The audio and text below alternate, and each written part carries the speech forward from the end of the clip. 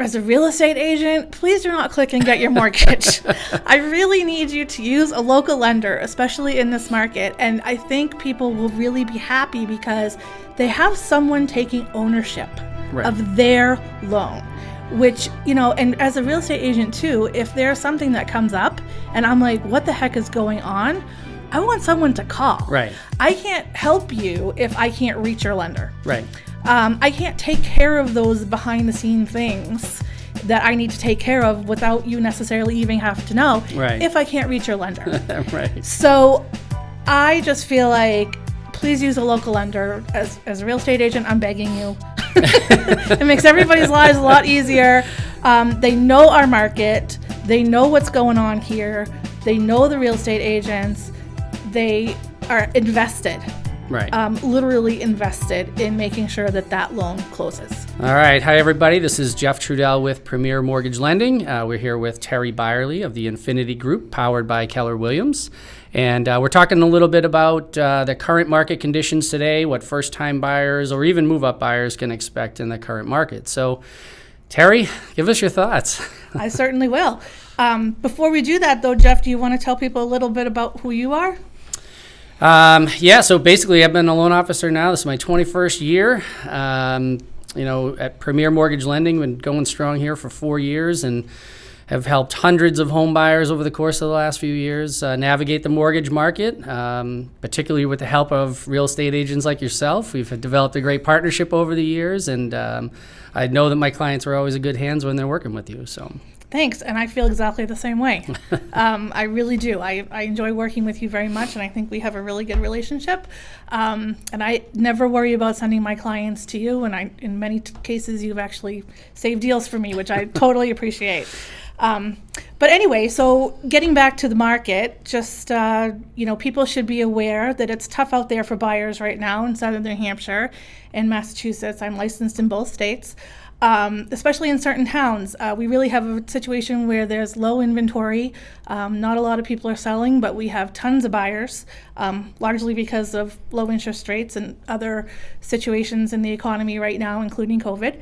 And I'm sure you can talk a little bit more about interest rates and that sort of thing. So yeah, it's important to really educate buyers when we get started. Right. And so when they come to you and let's just say we've got a first-time buyer, young couple, whatever the case may be, and they're looking in a town in southern New Hampshire, what's really your approach with them? What kind of questions are you asking them? What are you preparing them for as they start off navigating this whole process? Well, number one is a pre-approval. So if they don't already have that when they come to me, or I'm not 100% thrilled with the lender that they've used, because I have some experience, I will send them to someone like you and get their pre-approval, because that's number one. We've got to know what we're working with. And then the rest is really education, like just sitting them down either, in the office or these days at a Zoom call, and just kind of going over it start to finish, hitting the basics. It's very important to me that my clients know what to expect when they get out into the market. So I really want them to be well educated so there are no surprises. So I do talk to them a lot about what the market's looking like right now. It's important for them to understand that if they see a list price in a certain place, they really need to be thinking about paying more. So if their maximum budget is, say, $400,000, I'm like, let's look in the $350,000, $375,000 range, because odds are, you're going to have to pay a little bit more because there's a lot more buyers than there are houses. Right. And so that's number one. We definitely need to go over that. Okay. And I think, to your point about the market just being explosive, it's, high priced and that type of thing. The one advantage they have for sure is low interest rates, and that does increase their buying power. But again, not all loans are equal. The programs are the programs. How everybody fits into them is what makes the loan unique to them. And so, again, when you're putting, your trust in me to make sure that they are a qualified buyer, we do put them through a pretty rigorous process as far as getting their credit application done immediately, because that really is the thing that dictates where we go with programs. It's not really just about the interest rate. It's about what does the entire package look like? So what's their job history been? Is their income consistent? And, again, you and I have talked about this a lot, where it's really my job on the financing side to make sure we create a successful homeowner. And by doing that, we don't give them the budget they think they want. We give them the budget that they know they can afford and something that they can work with. And we do build in some flexibility. We never max anybody out and send them out into the marketplace. We always have room for the variables, like the property taxes are different in every town and that kind of thing. But once they leave my desk, we want you to know that they're good to go. There's no gray area there. It's either yes or no. Once that yes is out there, that's a good loan ready to go. So that's where we like putting them in your hands. Yes, and I do think that as a real estate agent, it's very important to kind of see who their lender is, as I alluded to a little bit earlier, because some lenders do a little bit more, of the background research to make sure that, that amount of money is a good amount of money for that particular buyer. And they're not just throwing a number out there and hoping that it sticks. Right. And that's important too for buyers to understand that, they need to work well with their lender throughout the process. I tell them, if your lender needs something, you need to get it to them yesterday. Right. And we appreciate that a lot. You're welcome. But that's all part of the education process, is that, if they aren't doing what their lender asks them to do, then every day that goes by, it means we're up against that deadline of our closing date. Right. And that can put the whole deal at risk. So, and again, that just all goes back to education and making sure that they understand what the process is and what the timeline is. And we got to discuss that right up front. Right. And again, it's, when we do this, sort of deep dive into their credit, it's really not a very long process, because we can decipher really what everything looks like in a really short amount of time, which is why, when you call me and say, hey, I need a pre-approval, they're going to look at a house this afternoon, we're going to get that pre-approval to you right away. So it's not like we need to go through a full background check on them. But what we do understand is, all right, are they a salary employee? Are they variable wage? Do they have income from all different types of income? And if it's a salaried employee and that type of thing, we know that that's pretty much going to be a simple analysis to get them pre-approved very quickly. If they're a commission-based person that has all kinds of write-offs and things like that, or they're self-employed, that's more of a deep dive into income, and we're not necessarily going to go through that process as fast, because we do need to see more details. But same kind of thing. We do educate them and let them know that your agent's going to work with you, and things are moving super, super fast. So we can only go as fast as the borrower can go. And so as long as you're listening to everybody and, working towards the common goal, then we're always in good shape. So right. And you bring up a good point, and that is speed. In this market, another thing that I try to tell my buyers right up front is, I need you to be as flexible as you possibly can. Right. When something comes on the market, I need to get you into the house, if at all possible, that day, right, because it's going to sell. We've got houses, on the market 2 days before they go under contract, 3 days before they go under contract. It's rare now that we even see a week. And sometimes right, that's only because the agent listed it for a delayed showing, so there were no showings the first 3 days or something like that. Right. But yeah, that's really important. If for some reason we need to get a fast pre-approval, someone calls me up and says, I saw this house and I want to see it, I'm really interested, we need to get a pre-approval like that day. So that's important.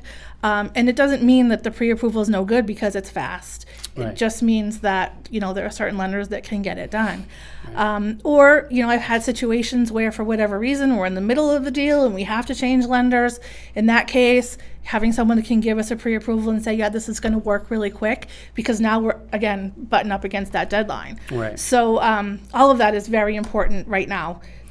Yeah, no, absolutely. And again, I thought your point about, people working well with their lender it's critical, because they do have to understand. I mean, it's a feeling out process for everybody involved, right? Like the lender and agent relationship has to coincide all the time, which is, again, I think why we work so well together. You give me a lot of information up front, which is super helpful. And then we're able to give all that information right back in a very detailed way.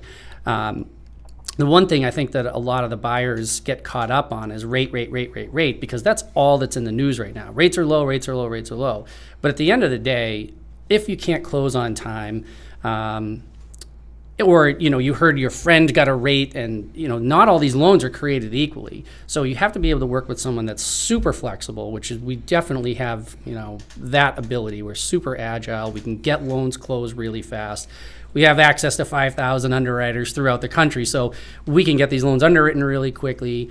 Not to mention the fact that we can get appraisals done very quickly, so much faster than what typical lenders are seeing right now. We're doing these things in 3 weeks or less. So it's not always just about the rate, which does help the buying power, but the rate differential is not going to be very big at all. It's a negligible difference, but as long as they know that, when we commit to them and say, here, you're pre-approved, they know that they're good to go.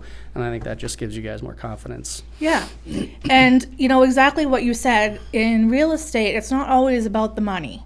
The money is important to a seller, obviously. Right. They want to get as much money as they can for their home, but it's about the terms as well. Right. So one of the things I always do is I call the listing agent if I'm representing a buyer and say, hey, what do your sellers want? Are they looking for a fast close? Do they need more time? If you're showing a vacant listing, that means the seller's already moved and they want to close fast. Right. So I can, if I have a lender that I'm working with that can get it closed quick like you guys can, I can confidently say to my buyer, look, they want 30 days. Right. Or faster. Let's, we can do this. I can count on Jeff to get this done.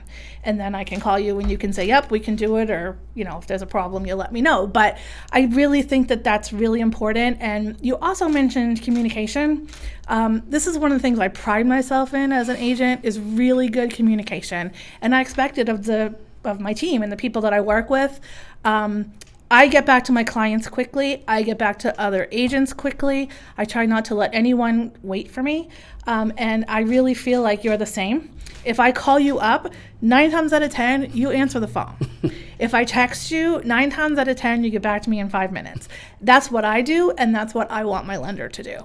And, I do feel like during the transaction as well, the communication is excellent. If something comes up, you're on the phone to me, explaining to me, what the situation is.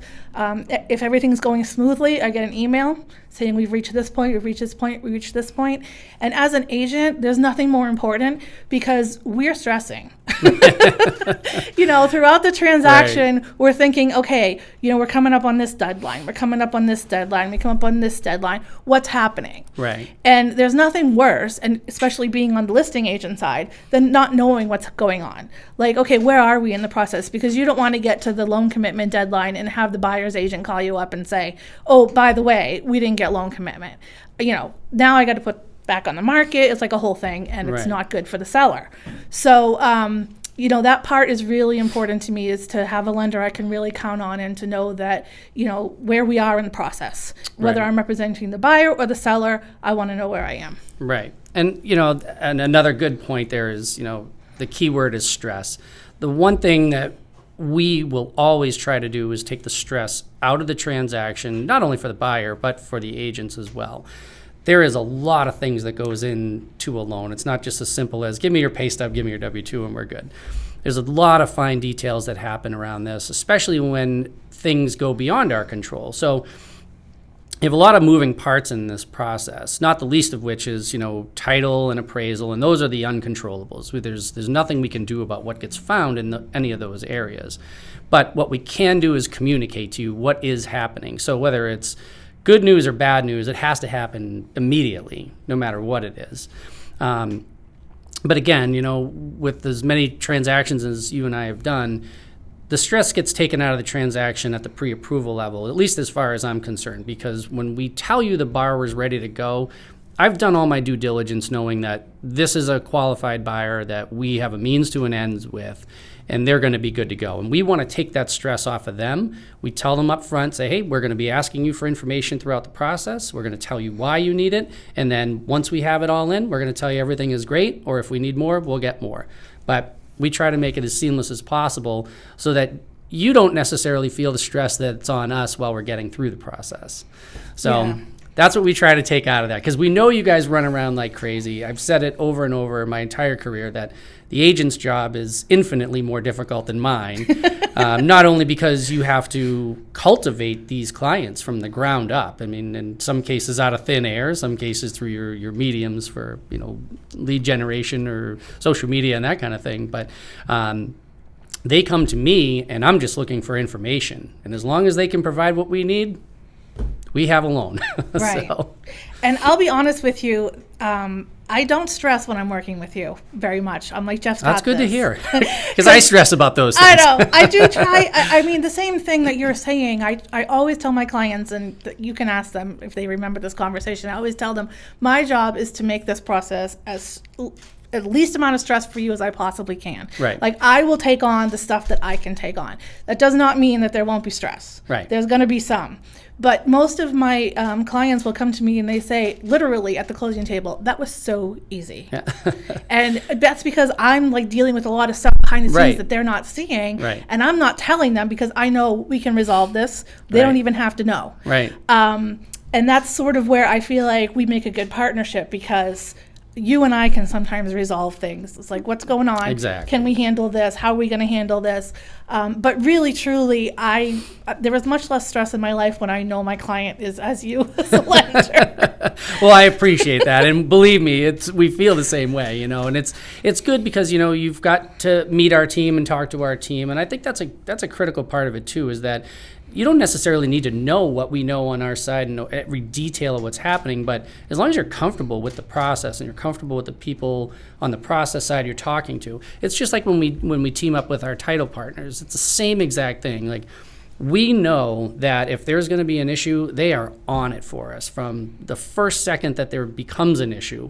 They know how to resolve it. They give us the communication, and it just flows nice. And it's not always great news, but more often than not, most of these problems can be fixed very easily. And so when everyone's in the know, again, we just get back to the common goal. Right, exactly. That's the big piece. Knowledge is power. Right. So if Absolutely. something does go wrong and you know about it right away, you have more time to fix it. Right. And there's not a heck of a lot out there, it does happen, that can't be fixed. Right. With a little time and a little effort. Right. So, but yeah, I do like that. You're the only lender that asks me what title company I want to use, because real estate agents have preferences too. Absolutely. Right. So, and I liked that I get to choose. Right. Well, and again, right, I think part of it is that when we do work with these title companies, there's a give and take there too. But we just so happen to mirror up with Right. the right companies that work really well for our process. And it's super, super important from our perspective to know that they know how to handle the closing packages we get from the multiple lenders that we work with.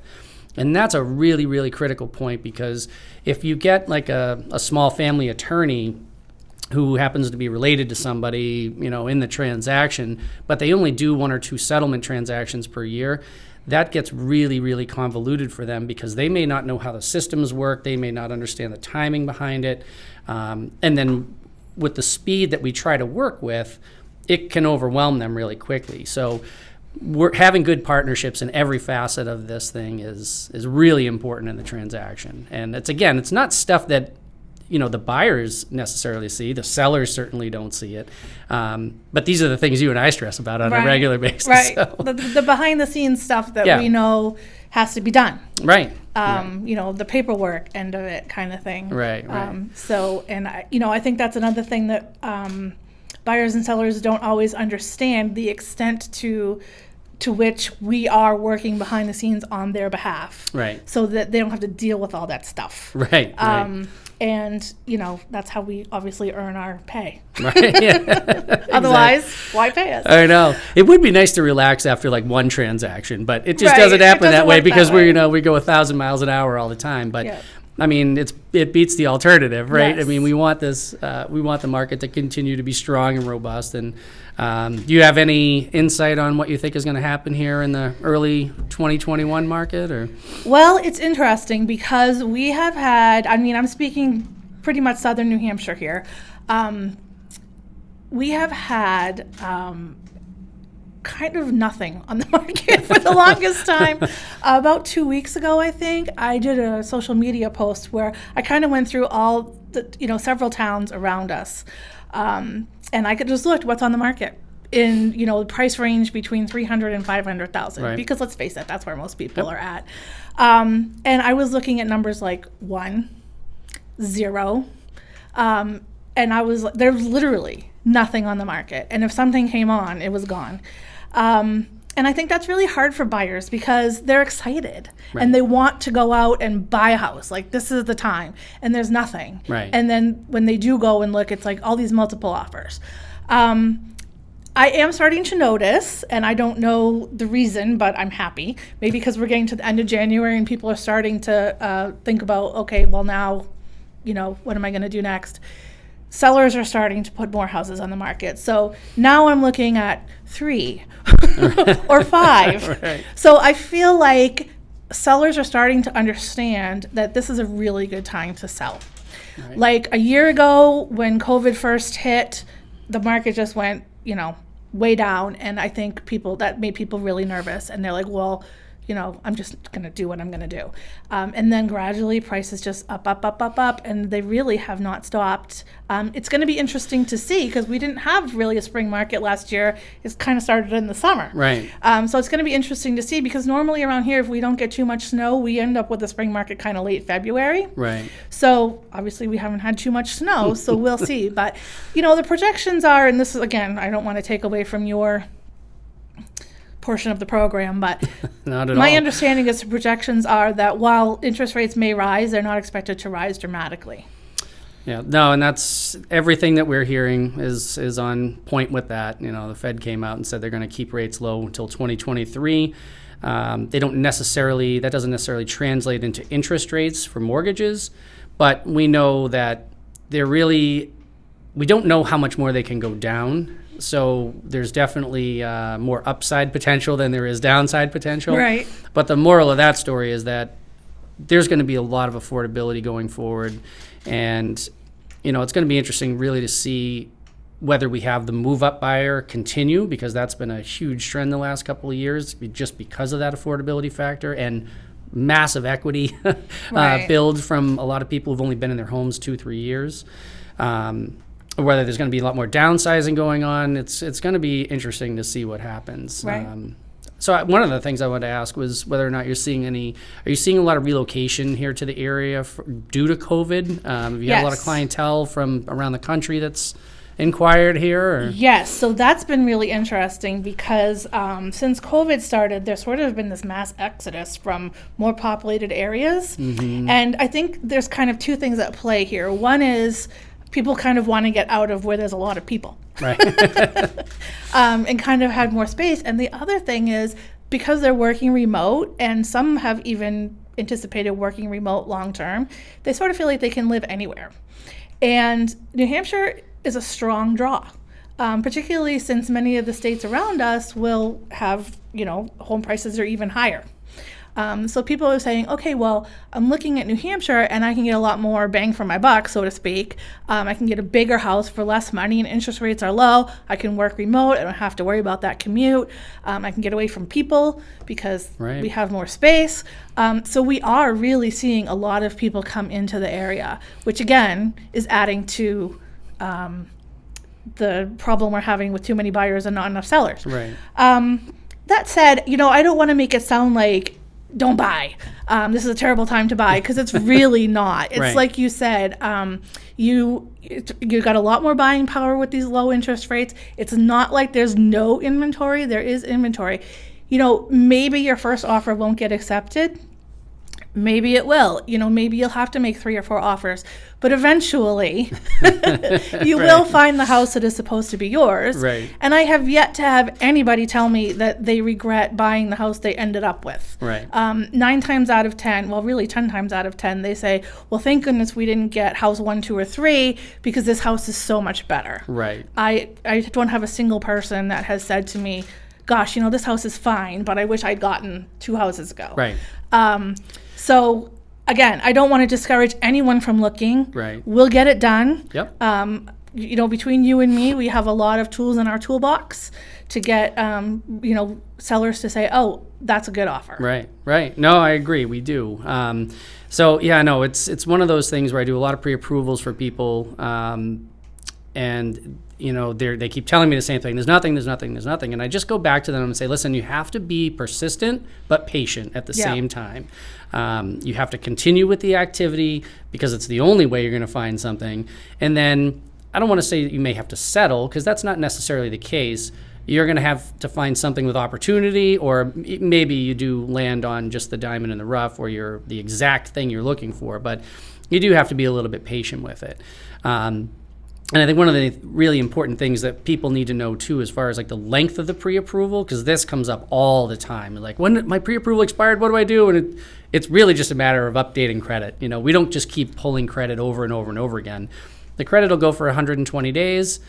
And then really all we do is collect new documentation. So unless anything really major has changed, there's been someone lost a job or someone changed jobs or something along those lines, the pre-approval status is going to remain as long as nothing really crazy has happened with credit. We just need to update documentation.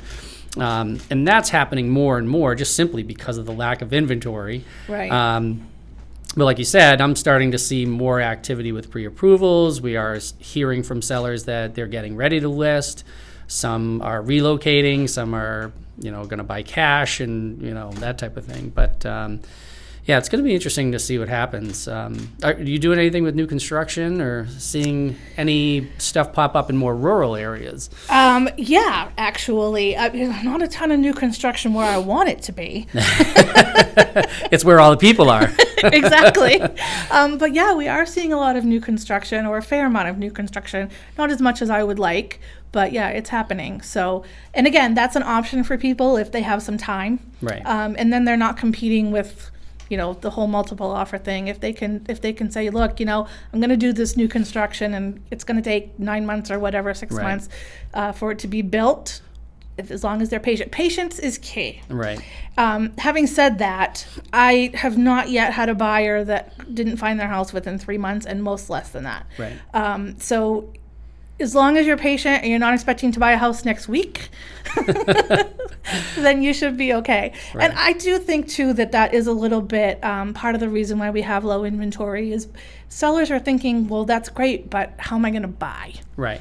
So I just want to reassure there's stuff to be had out there. It's going to happen. Right. So. Yeah, it definitely is. I mean, it's been a very healthy market for the last, it's going on like 8 years now, where it's been a steady incline. It's gotten a little bit crazy recently, but people are employed for the most part locally. We've got a good, strong housing market. We've got well-qualified buyers everywhere. So hopefully we'll see this all, start to even out a little bit, get more inventory on, and have another great year ahead of us. Yeah, I'm really hoping for a strong spring, lots of inventory, people making a move. I think the longer we live with COVID and the longer people see that these low interest rates are here to stay, right? At least in the short term, a couple of years, hopefully, then, they'll get more comfortable with the current environment and relaxed and say, okay, I know what I'm looking at. Right. And talk to their real estate agent and get lots of information, and talk to their lender and get lots of information, because really, like I said before, knowledge is power. And really sitting down and talking about the whole thing from start to finish. This is what you're looking at. This is the process. And I really feel strongly that that's important. You don't want your buyers and sellers to come into a situation that I didn't see this coming, this wasn't expected, especially if it's something that's a normal part of the process. Right. They have to know. Yeah. And because then they'll relax. Right, exactly. And it's, one of the things that I hear a lot, especially when, you'll send a referral over and then I don't hear from them for maybe 3 weeks or a month. And then when I do finally talk to them, there's a lot of people that will tell me, well, I was just really nervous about this. I don't know where to start. And I was like, well, you've already started. It's really just as simple as a phone call for me. You've already guided them through all the things they can expect. Maybe you've already shown them a few houses. Then you told them to talk to me. And then we just try to take them off their guard a little bit. And that's really it. Have a very simple conversation. And when they realize how easy the application process is, once we start going through that, the results of that, they're like, oh yeah, this is no big deal at all. And that's where we like to keep it. Keep the stress off of them and keep it down, so. Yep. And I definitely think too, like, they don't know what they don't know. Right. So while I might say to a client, ask me any questions that you might have, they don't know what questions they have. Like a lot of times, especially first-time home buyers or someone that hasn't bought in a market like this, or someone that forgot what it was like because they lived in their house since 1974, you know, you really have to start from the beginning and try to fill in any blanks that they might have in their mind that they don't even know they have in their mind. Exactly. Because you can literally see someone at the end of a meeting, like when they start talking to you, their body language just changes over the course of the meeting. And they say, oh, I feel so much better. Like, because they know what they're getting into. Right. And it's not this big unknown. Right. And so that's key. It is. And, you know, it's interesting because everybody will always start their search online, Yes. which is fine. Yes. It's, you know, you got to start somewhere. Yes. But the one thing you cannot do is just press button, get mortgage. That's not how that works. No, and your real estate agent will not be happy And they if just, you do. they just need to have the conversation, and that's all we encourage them to do. They don't have to use me. They Right. can use whoever they want to use. But they know when they're talking to me, or should know when they're talking to me, they are going to get the answer no matter what. It's going to be full disclosure. This is how the process should go. These are the costs you can expect. And this is really how the transaction will go. Right. And it's really that simple. So just You have the bring up conversation. Such a good point. Such a good point. People do, like, sometimes I think they're afraid to interact with someone face to face. And so they are sort of, let me just click and get my mortgage. Right. As a real estate agent, please do not click and get your mortgage.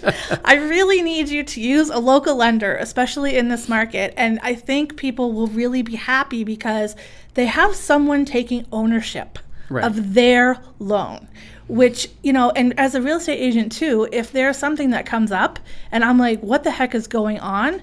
I want someone to call. Right. I can't help you if I can't reach your lender. Right.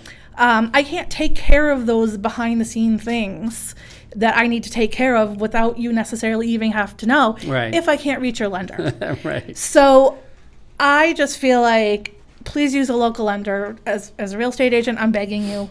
It makes everybody's lives a lot easier. They know our market. They know what's going on here. They know the real estate agents. They are invested. Right. Literally invested in making sure that loan closes. And the same goes for the agent, is that we always encourage everybody, work with the local agent. Yep. They know the market better than anyone. You're going to be in good hands. You need to start here. It's not just go and like, oh, I saw a listing and I'm going to go talk to that person. It's a relationship build. It's a quick one. It happens quickly, but use the local agents. Right. and then it just makes the process so much easier. So. Yeah.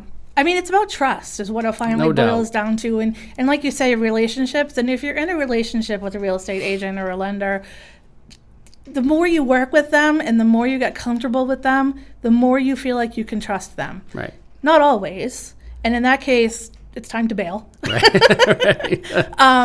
But you know, if you're in a situation, I mean, this is the biggest investment of your life that you're ever going to make. Right. I mean, if you upsize, you're obviously going to make a bigger investment. Right. But the point being, there's nothing out there that you're necessarily going to buy, unless you're independently wealthy, that's going to cost more than this. Right. So you owe it to yourself to work with someone that you really feel confident about, that you trust, that you know is going to get the job done for you. Right. And like you say, 9 times out of 10, that's not the person that you click on. Right. That's the person that, you know, maybe somebody else used, or maybe your real estate agent or your lender is recommending. And, you know, we work with people all the time. We know who's going to get the job done, for lack of a better way to express it, and who isn't. So, well, I know you're going to get the job done like you always do. Thank you. And as are I you. think, yeah. But I want to thank you for coming in today. It was really great catching up. I know we're going to have a great year. Yeah. And so call Terry, everybody. And call Jeff. And we'll make sure we get your transaction done, and we'll be good to go. Yeah. All right. Sounds good. Have a good 2021. Thanks, Jeff. You too. All right.